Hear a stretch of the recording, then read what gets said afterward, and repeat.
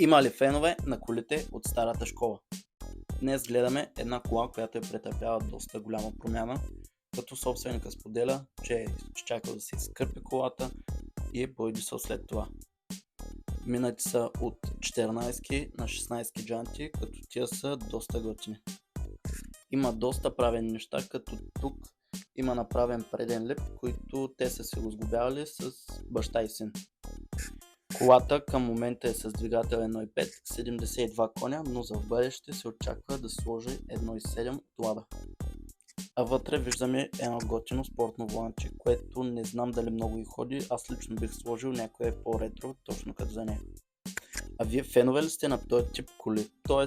ретро колите, тия, които не са за всеки ден, а по-скоро да ги държиш в гараж или да ги вадиш на изложение.